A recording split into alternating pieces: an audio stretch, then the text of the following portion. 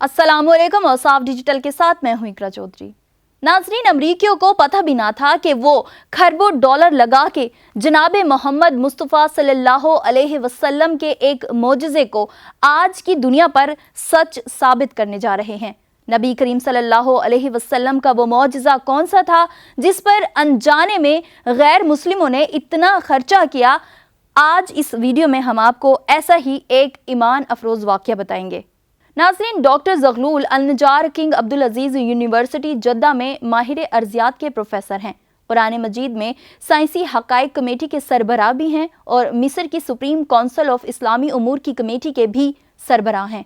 उन्होंने मेज़बान से कहा कि इस आयत करीमा की वजाहत के लिए मेरे पास एक वाक़या मौजूद है। उन्होंने इस वाक़े की वजाहत करते हुए कहा कि एक दफ़ा मैं बरतानिया के मगरब में वाक़या कार्डिफ यूनिवर्सिटी में एक लेक्चर दे रहा था, जिसको सुनने के लिए मुस्लिम और गैर मुस्लिम तुलबा की कसीर तादाद मौजूद थी। कुरान में बयान करदा साइंसी हक़ाइक़ पर जामे अंदाज में गुफ्तगू हो रही थी कि एक नौ मुस्लिम नौजवान खड़ा हुआ और मुझे इसी आयत करीमा की तरफ इशारा करते हुए कहा कि सर, क्या आपने अल्लाह ताला के इस फरमान पर गौर फरमाया है?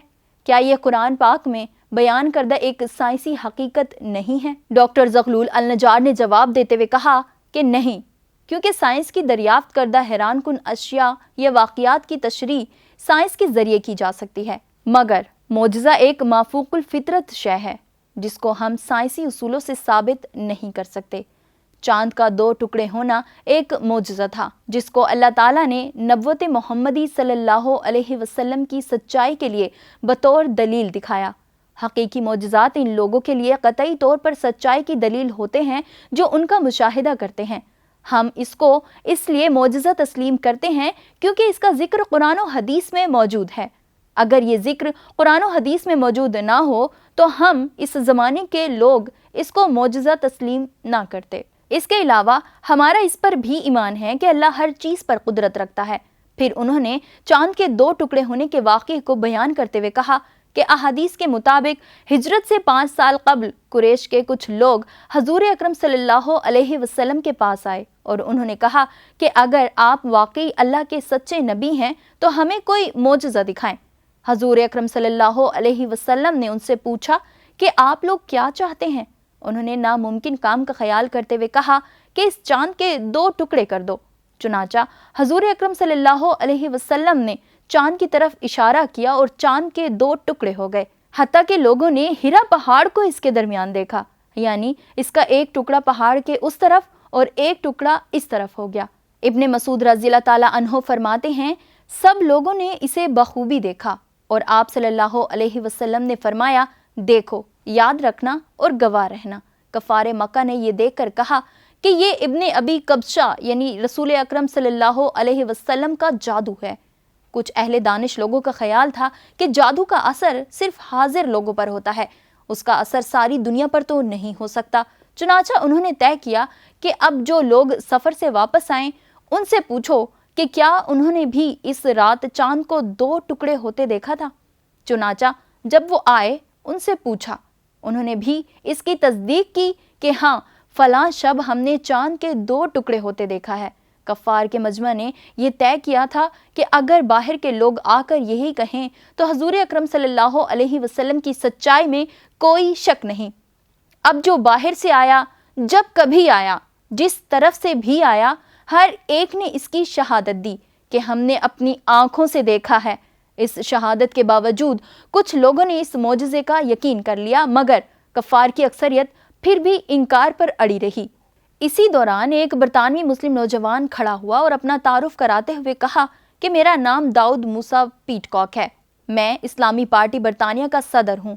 वो अपनी बात जारी रखते हुए बोला कि सर, अगर आप इजाज़त दें तो इस मौजू के मुतालिक मैं भी कुछ अर्ज़ करना चाहता हूँ। मैंने कहा, ठीक है, तुम बात कर सकते हो।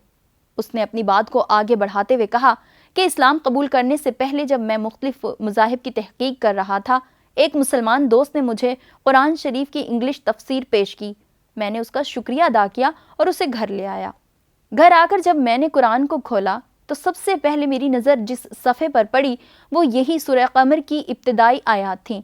इन आयात का तर्जुमा और तफसीर पढ़ने के बाद मैंने अपने आप से कहा कि क्या इस बात में कोई मंतक है کیا یہ ممکن ہے کہ چاند کے 2 ٹکڑے ہوں اور پھر آپس میں دوبارہ جڑ جائیں؟